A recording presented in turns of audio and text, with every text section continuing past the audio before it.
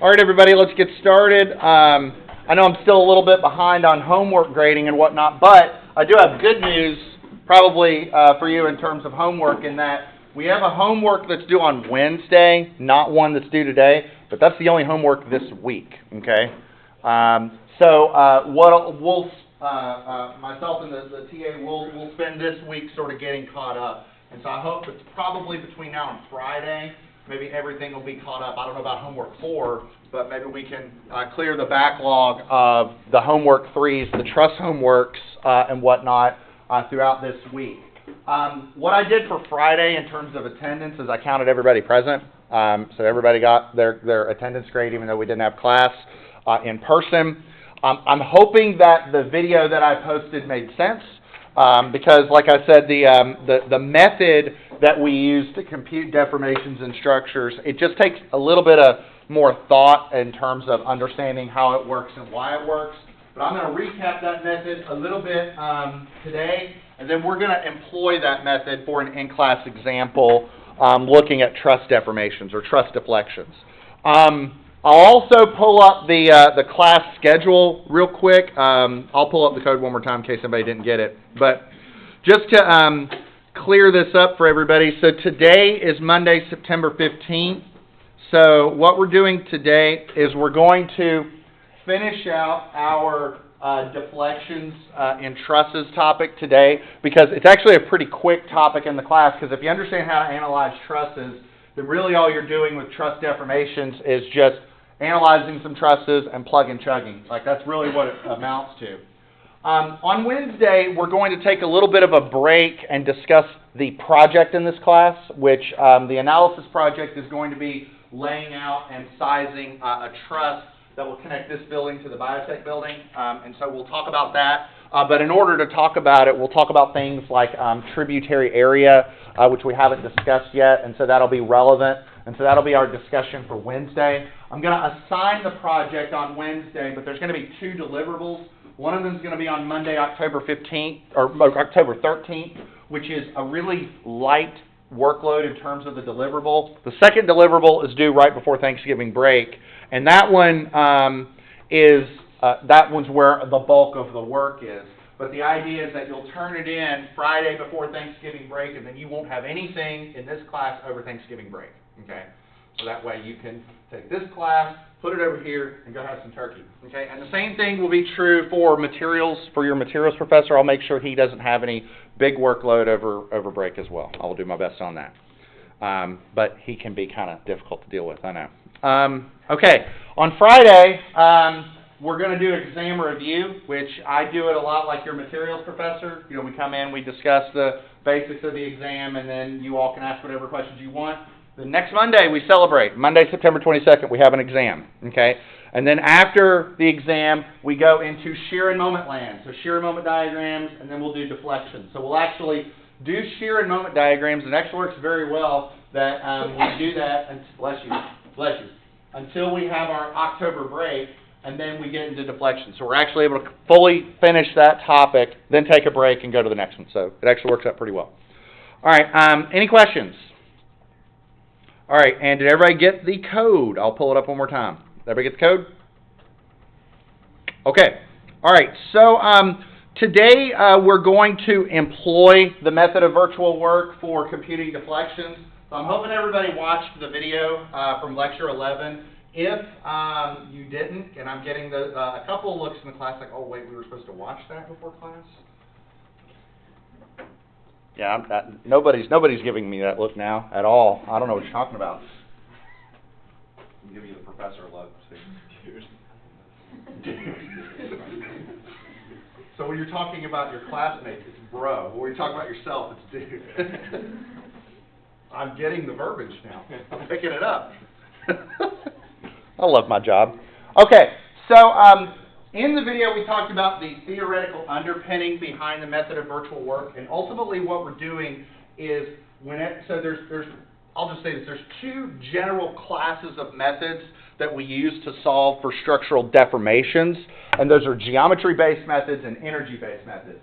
And geometry-based methods are only applicable really to beams and frames. Energy-based methods work for anything, any structure subjected to any type of load, and you're looking at any type of deformation. So they're much more generic, okay? Now, everybody in here has done an energy-based method problem before because you did it in physics, right? You have the object on top of the building that has a gravitational potential energy of mgh. You kick it off the building, that gravitational potential energy gets converted to half of mv squared, kinetic energy. You can set the two energies equal to one another to figure out velocities or heights, or et cetera, because energy cannot be created or destroyed. Well, the same idea here with structures, only instead of things in motion, we're talking about structural deformations. So it's sort of like if you're compressing a spring or maybe drawing a bow, the idea is that the more you deform the structure, the more the structure stores energy. And what we're interested in is the deformation, okay? Now, we did a derivation in that lecture where we discussed the principle of real work, which, in other words, we're trying to find the deformations where the loads are applied, and we can do that pretty easily. The problem is that whenever you have multiple loads applied, or you're wanting to find a deformation where there isn't a load already there, okay? And so the way that we resolve that in a structural analysis is we put a load there, okay? So whenever we're looking at a structural analysis problem concerning deformations and we're using an energy-based approach, we end up doing two analyses. We do one which is called the real analysis, and the real analysis is the original structure subjected to the loads as they are, and then we do a completely separate structural analysis where we kick all those loads off of the structure and we just put a single load at our point of interest, okay? We call that a virtual structural analysis, okay? We put it where we're interested in finding deflections, and we put it in the direction of our assumed displacement. And it's a lot like assumptions in all structural analysis problems, where if you get a positive answer, it means your assumed direction was correct, and if you get a negative answer, it just means you made an incorrect assumption on the direction, okay? Now, the way that we handle the energies, we're actually able to separate those two analyses, so we can do a real analysis and what we call a virtual analysis independently. Makes our lives a little bit easier. And this virtual analysis, we can select whatever load we want. And when we look at all the math, we ask ourselves, if we're interested in finding this real deformation, what's the easiest value for this sort of fake fictitious load that we can put on the structure to track our energy? And that value is 1, and that's why we call this the unit load method, okay? So this is what we're going to do, okay? We're going to do an example today doing the unit load method, and a lot of this I went through in the video on Friday, so I'm just recapping some things. But we're going to be using what's called the method of virtual work. You might hear it termed the unit load method, but essentially it's just an energy-based approach to compute structural deformations. And the reason why I like to focus on it is because it works for any structure subjected to any load anywhere. Okay? It is the most universal. Some of the geometry-based methods that are present in the textbook that are meant for beams and frames are a little bit more efficient for certain types of loading situations. For example, things like moment area or conjugate beam work really well if you have beams subjected to a bunch of point loads and things like that. But ultimately, this method works all the time, which is why I like to focus on it in 312. Okay? Now, the way that it works is we have a structure, and so this is an illustrative example that I presented on Friday, but let's say we have this truss, and my goal is to determine the vertical deflection at B.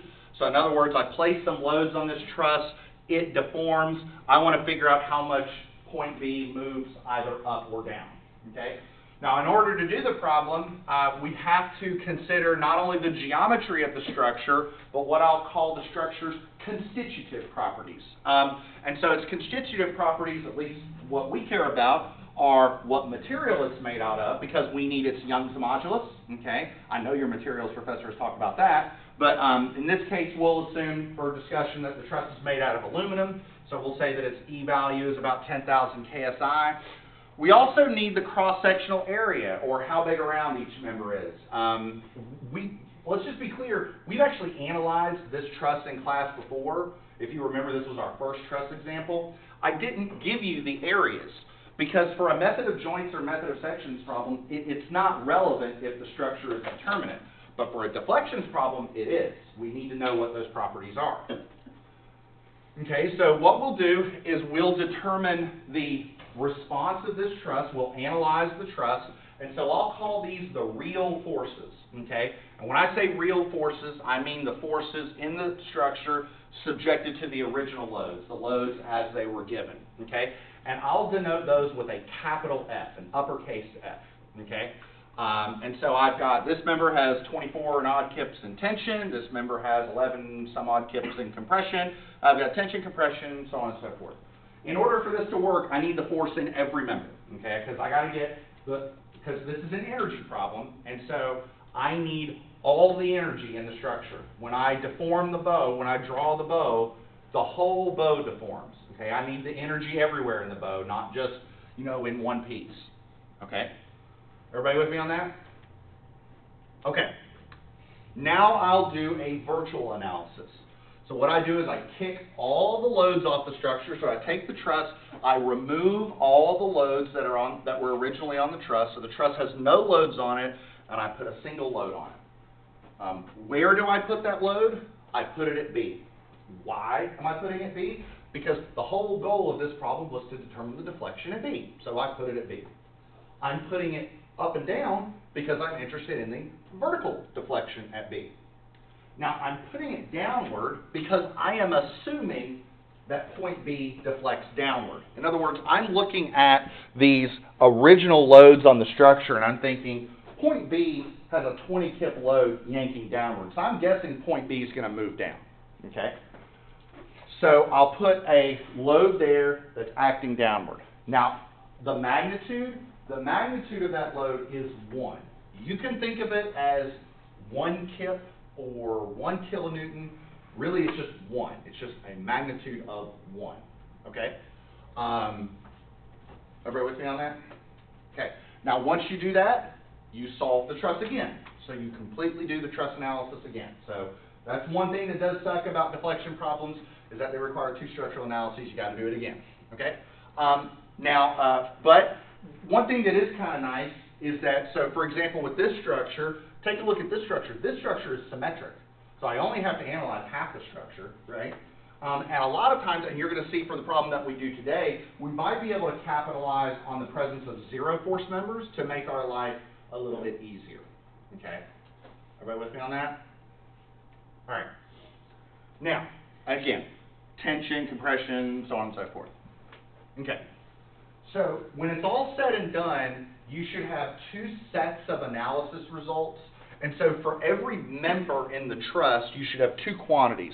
You should have a real force and you should have a virtual force. The real force is going to probably be measured in kips. The virtual force is going to be measured in nothing. It's unitless. Okay? For the members in the truss, for each member, we're going to compute a fraction. Little f, big F, L over EA. So this is a great tabular computation. Little f, big F, L over EA. Little f, big F, L over EA for every member. The E value is going to be in KSI, typically for USCS units, and the area is going to be in square inches for each member. Now, that does raise a question, what about the member length? Okay? So when we do a truss problem, we typically say that the members are 10 foot long, 5 foot long, whatever. But let's take a look at this quantity that we're going to compute. This is unitless. This is in kips. This is in KSI. This is in square inches. Okay? Now let's be clear. When we calculate a deflection, think about a truss problem. Let's think about our goal. Right? We have a big structure. We're trying to figure out how much it deforms. We probably want that value in inches, right? So that means everything needs to be in kips and everything needs to be in inches. So whenever you perform a method of virtual work computation, you should report your member length in inches, okay? Not in feet. Now you could leave it in feet and I guess do the unit conversion later. I kind of think it's a little bit easier in a virtual work problem to just convert everything right off the bat. So instead of members being 10 foot long, they're 120 inches long. Instead of being 12 foot long, they're 144 inches long, etc. Okay? Does that make sense? Okay? So for every member, I have a length EA, length EA, length EA, length EA. And then for every member, I have a little f value and a big F value. When you report these, just pick a sign convention. So we'll pick tensile forces to be positive. So if it's a positive value, it's in compression. Positive value, it's in tension. Negative value, it's in compression. Okay? And so for every row in the structure, little f big F L divided by EA. Little f big F L divided by EA. And just for every row, do that. Chug it out. Wouldn't this be a great Microsoft Excel problem, by the way? It's like I'm, getting to that, for some reason. Okay, so chug that out, and then I propose this sum. That is the sum of our energy. That is our resulting displacement. Okay, and so when we solve this out, we get a sum of 0.237. We've already done our unit conversion to indicate that that's inches.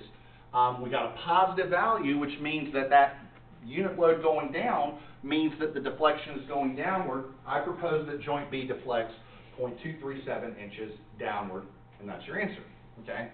And that's basically it. That's how virtual work operates, okay? I have to say it like that because that's how virtual work works. Doesn't sound well. Okay. That doesn't work. Okay. Any questions on this?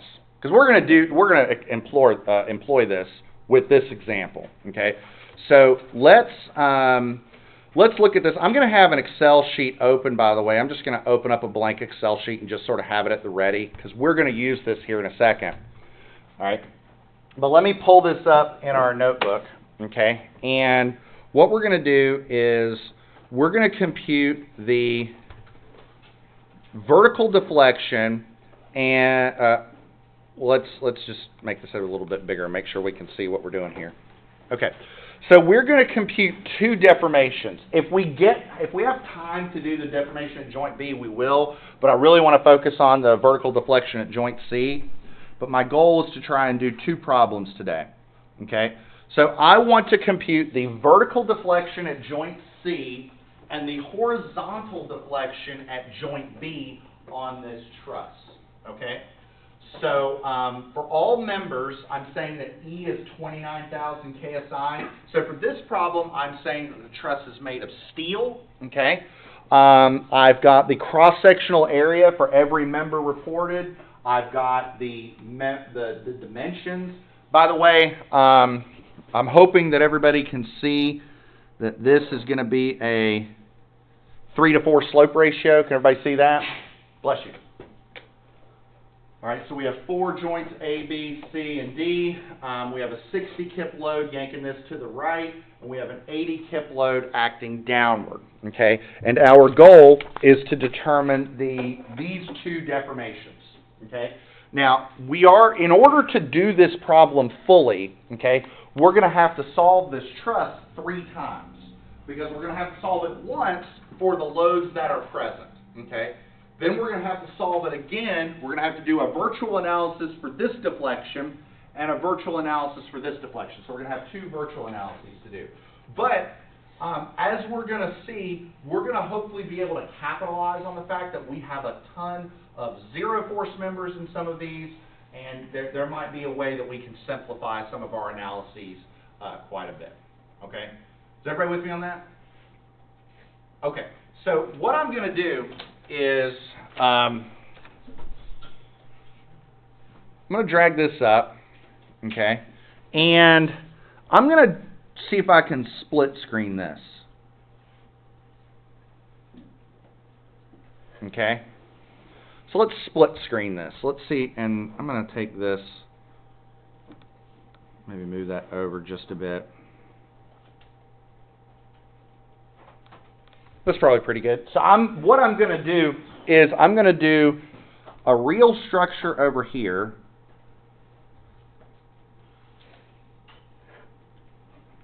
And again,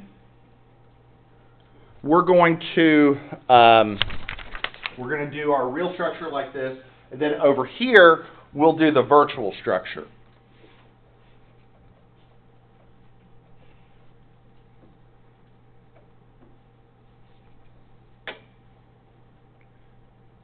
And we'll do those with a lowercase f. So I kind of just draw that to make sure our notation is understood well. Okay? And so this one over here is going to be for the vertical deflection.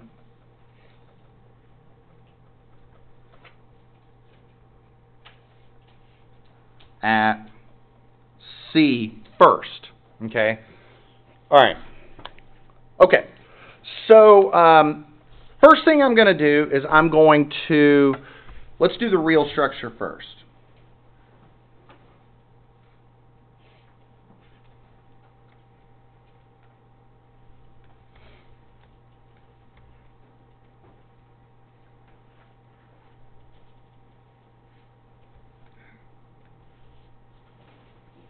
Ah, come on.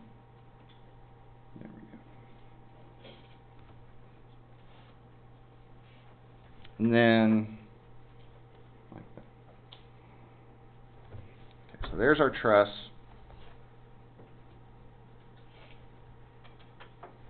All right, and then we have a 60 kip load right here.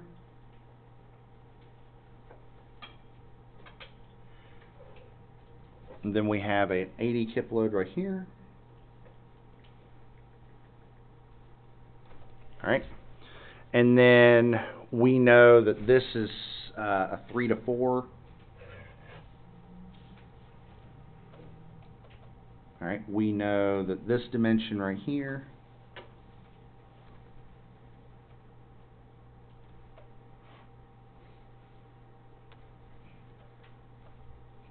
is 8 foot. We know that over here we have a roller. And over here we have a hinge. Okay. And we know this dimension's 6 foot.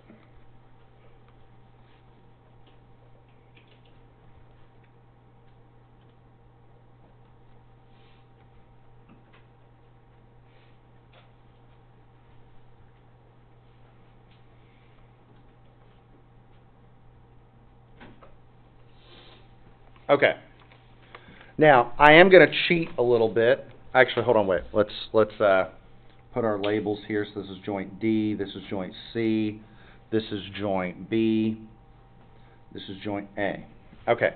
So I am going to cheat a little bit. My apologies, but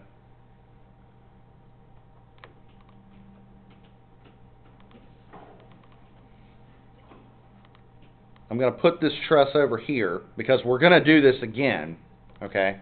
But over here, I'm going to erase these loads. I'm cheating, but we'll get to that here in a bit. Okay, we'll do that one later. All right. So, let's see. Let's start off with reactions, okay?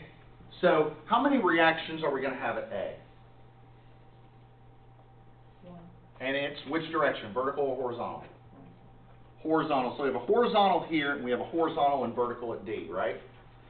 So we're going to know that this is going like that. We're going to know this is going like that. And we're going to know this is going like that. Now I propose this one is acting upwards, okay? And the reason I propose it's acting upwards is, let's see if we can start figuring out these reactions, okay? So if I sum forces in the y direction,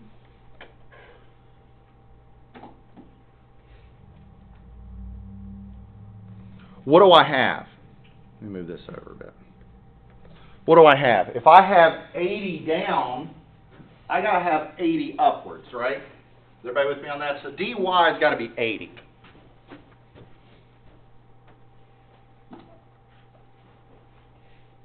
That's got to be 80 acting upwards. Like, we know that. Okay? Maybe I can scooch this over just a little bit more.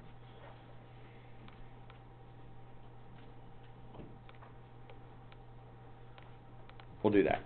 Okay. Okay, so how do I solve for the remaining reactions? How do I do that? Tell me what to do. So I know this one's 80 kips, but tell me what to do with the others.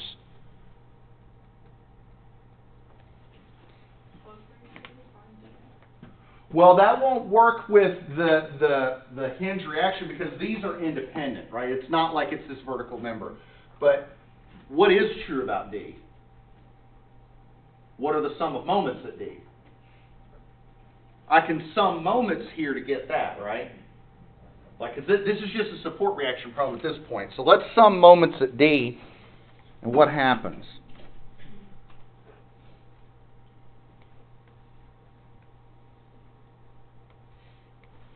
So, bless you. So what happens if I sum moments at D? Do I have to consider dy? Do I have to consider dx? Do I have to consider this 60 Kipling? Do I have to consider this? Yes. So I'm going to have 80 times 6 going like that, which means I need something going the other way, right? So really all I've got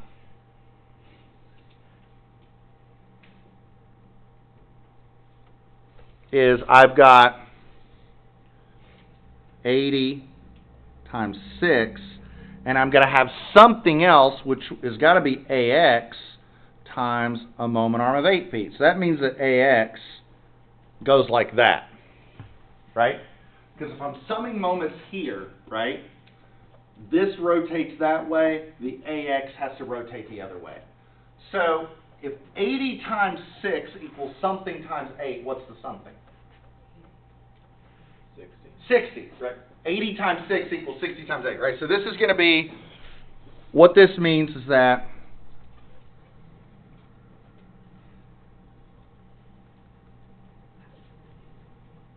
means that. Is that okay? Am I going too fast on that? So if this is 60, can somebody tell me what this is? What is this reaction up here? 120 to the left, because I've got 60 to the right, 60 to the right, that's 120 to the left. Is that okay? I'm asking if you say so.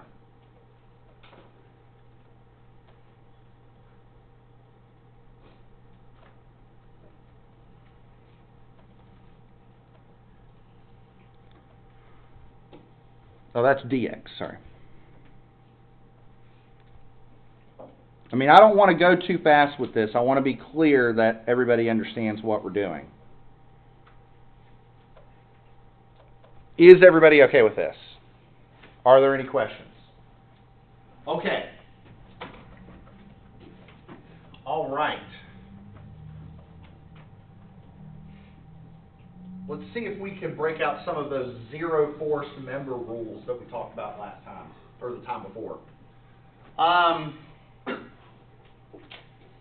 Does somebody see any zero force members in this truss without doing too much digging? AD. Okay, let's look at AD. All right, so how did you determine that?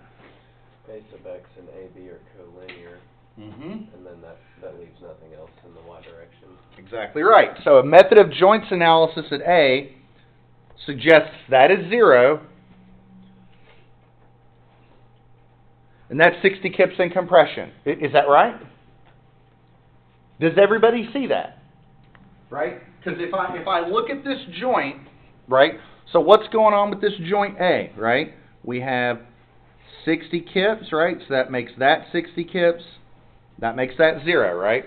That's what's going on. All right?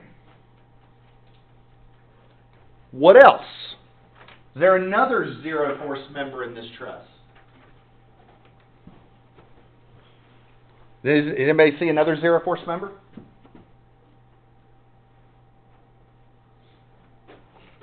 Tell me what's going on at joint C. If you were to analyze joint C, what would this member be? So think about joint C, right? This is 60 to the right. What's this got to be? 60 to the left, which means 60 in what? In tension. So this is in tension. What's this? This is a zero force member. So I feel like I'm losing some folks a little bit on this. Is everybody with me on this? It's okay if you've got a question. Like don't hesitate. See, here's the thing. I didn't say that every member in the truss is a zero force member because we haven't talked about this diagonal. Okay? Let's talk about this diagonal. Okay? Let's do a method of joints analysis at B. Okay? Now, what happens here if we do a method of joints analysis at B? What do we have? We have a member going like this. We have a member going like this. We have a member going like this. Okay? Now, I propose that we've already determined this is 0. We've already determined that this is 60 in compression, right? Okay? So let's write that out. This is 0. Actually, we'll do red for that since that's a known quantity going in.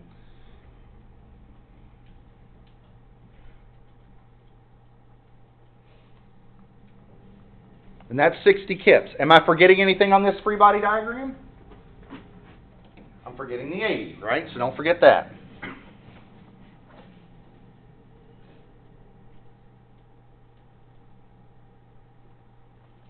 Okay? So the only unknown is this diagonal, which has a vertical and horizontal. Excuse me.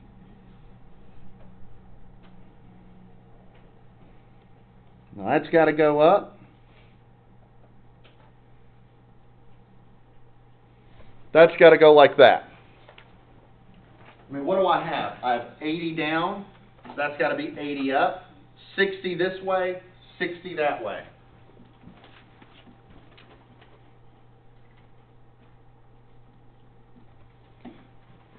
By the way, what was the slope ratio?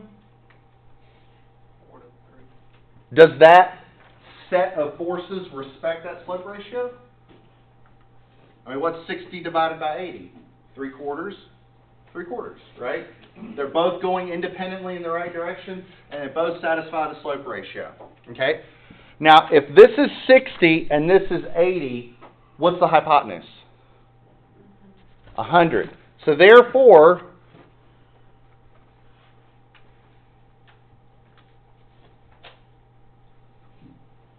and is that tension or compression? So therefore this is that, and the truss is solved. We're done.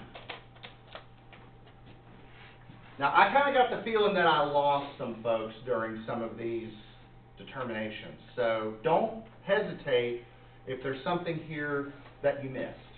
Yes? Can you go over the second 0? This one right here? Yeah. Okay, so I'll do it down here on the bottom real quick.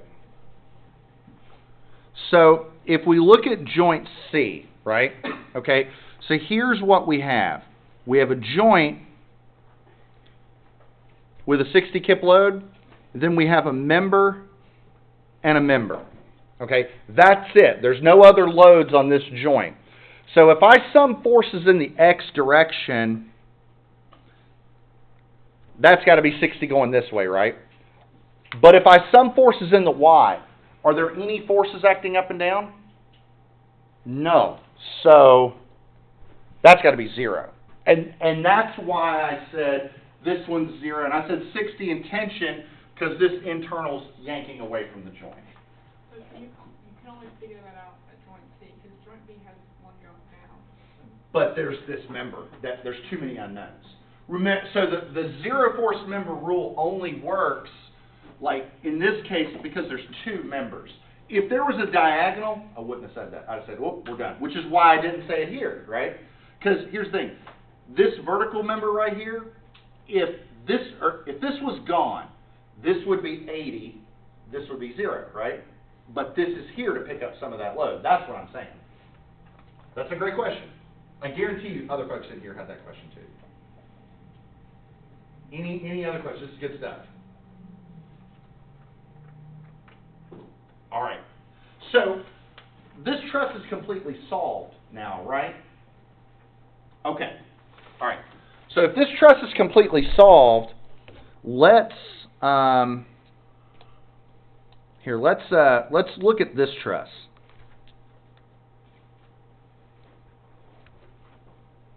Okay, let's look at this truss. All right, so here's the truss. Okay. Now, our goal for this problem is to find the vertical deflection at C. Okay? So what that means is that we remove from the structure all the original loads, so all the original loads are gone, and we place a single load at C. Okay? So it's going to be a vertical load, and the magnitude is 1. So often in this class, when I write the number 1, I'll write 1.0 so it doesn't get confused with like just a line or L or something, so that you know that it's 1. Now, I have a question for the people in this class. I want you to look at this structure, and I want you to ask yourself, okay, these loads are going to deform the structure, okay? Based on these loads, do you believe that point C is going to move up or down? There's no wrong answer. I'm just asking for what your belief is. What's that? Down. Down. Okay, that was the first thing I heard. So I'm going to place this load acting downwards. If he's right, our answer will be positive. If he's wrong, the answer will be negative. That's it. Okay? That's it. All right. Now, we're going to solve this structure. We're going to do it again. Okay? So, I'm going to have a vertical reaction here, vertical reaction, or horizontal reaction here, horizontal reaction here. Now, we're going to be thorough in this because I can already see a potential mistake during analysis, and we're going to handle that right now, okay? But let's start off with reactions. We have 2 horizontal reactions, 1 vertical. Let's deal with the vertical first. What is that vertical reaction right now? We're looking at the structure as a whole. 1 going up. So this is 1.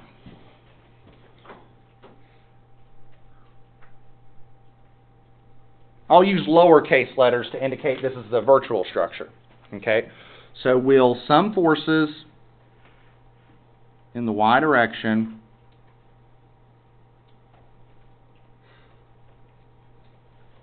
one up. Okay? Again, there's no units, it's just 1. Okay? Now, here's the mistake I can already see happening right now. Well, but Dr. Mike, there's no horizontal loads. So that means these 2 are 0, right? No. Okay? How many unknowns do we have? 2. I am not saying that this and this are 0. I am saying that the sum of these 2 are 0. This could be 6 to the right and 6 to the left. Do you see what I mean? That is a very easy mistake to make in a problem like this. How do we solve for the reaction at A? We sum moments at D. Let's do that, okay? Just as we did over here, okay? So let's sum moments at D.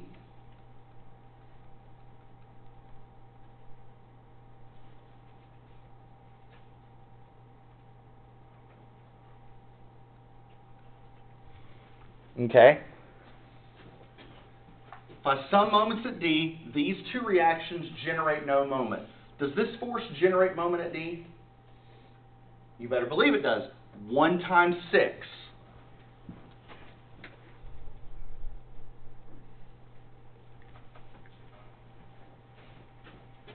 This generates 1 times 6. That must be counteracted by the reaction at A times 8. So we'll call that AX times 8. So that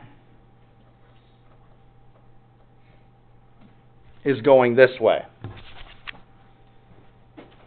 So 1 times 6 equals something times 8. What is that something?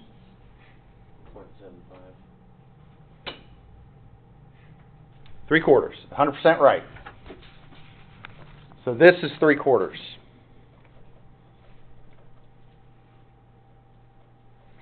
And if this is 3/4 to the right, what is this? 3/4 to the left. They're not 0, okay? The sum of them are 0.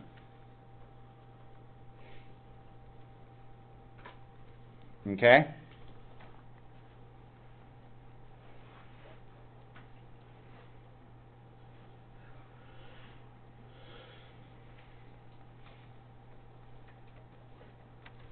Okay.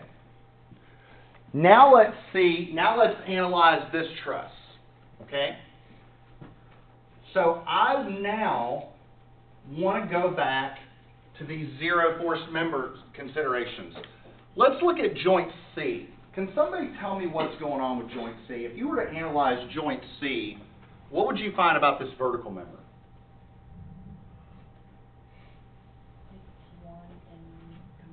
One in compression. What's the deal with the horizontal member? 0.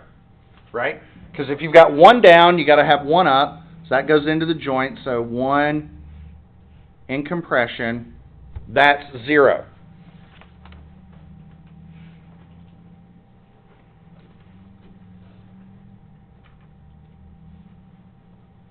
What about joint A? And I'm doing the joints that only have 2 members framing into it. What can you tell me about joint A? So I've got a horizontal member, a vertical member. If this is 3/4 to the right, what makes this? 3/4 to the left. Which, for this member, would that be tension or compression? Compression. Because it's going into the joint. So 3/4 compression. What makes that vertical member? 0. Okay. Now, what's going on with that diagonal? Let's look at joint B. Okay. So what's the deal?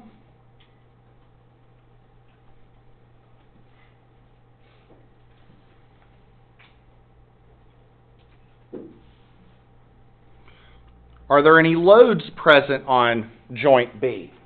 Over here? No. There were here, not here. Okay? This is 1. This is, sorry, oh, I got that wrong.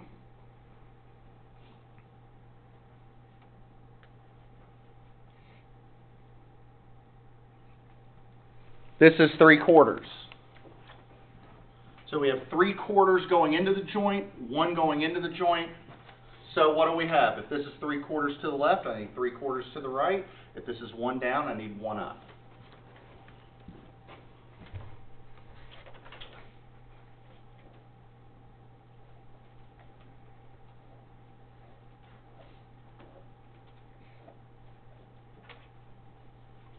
Does that respect our slope ratio?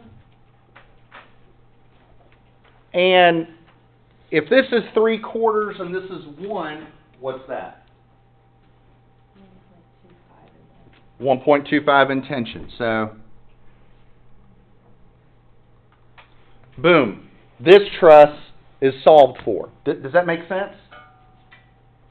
Notice, I mean, like, I'm hoping that this, like, made sense, that going through it a little bit faster, because, again, with these zero force member tricks, we're able to do these truss analyses really quickly, okay?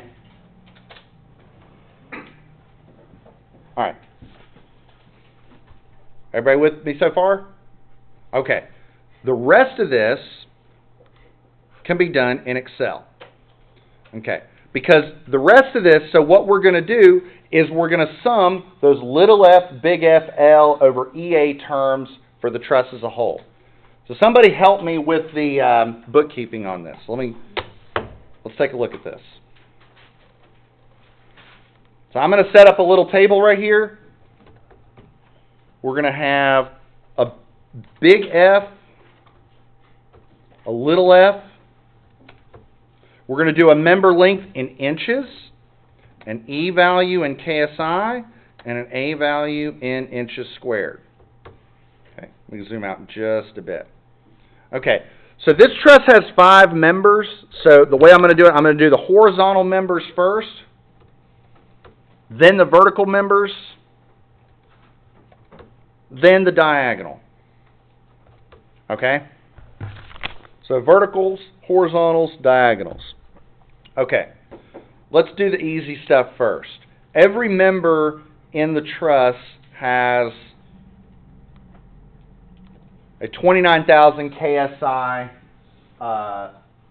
E value, right? Now, if I go back to the truss up here, every member in the truss has a 2 square inch area except the diagonal. That's 1.5.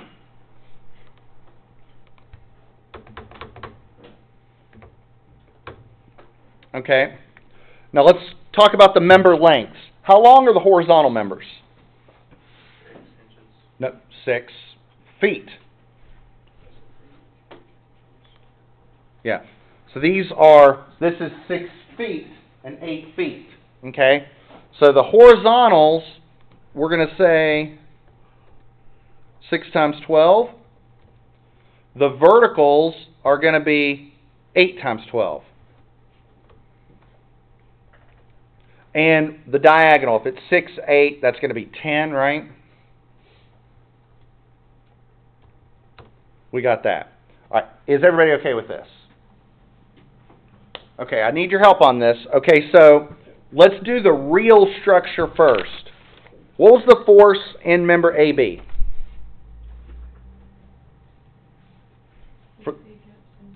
In compression. So we're going to call that negative 60. What about CD? So we're doing the horizontals. 60 gets attention. So positive 60. What about the 2 verticals?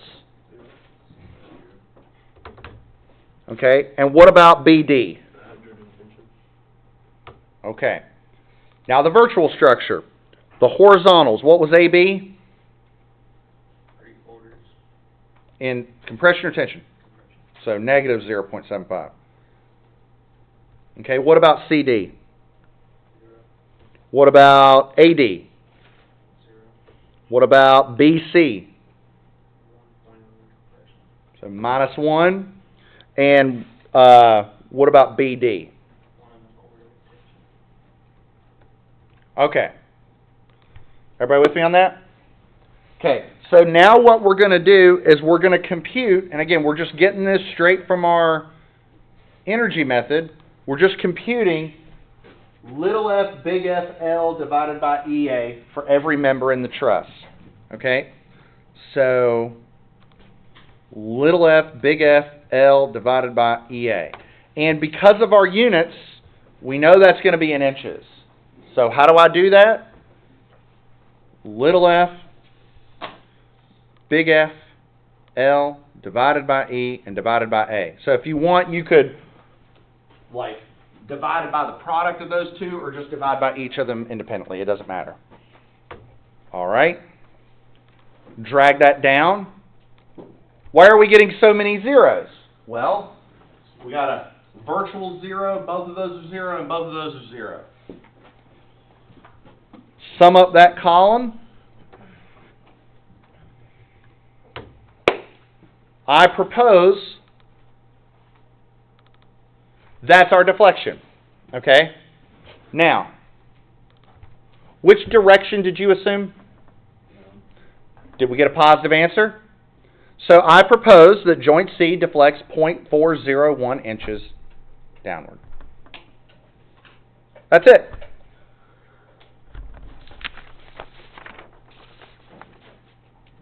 Now, I'm going to give you the answer to the next one. And if you would like some practice, this would be a good one to practice. The horizontal deflection at joint B is 0.074 inches to the left. You should try it. Okay? And what I will tell you is, I'll give you a hint.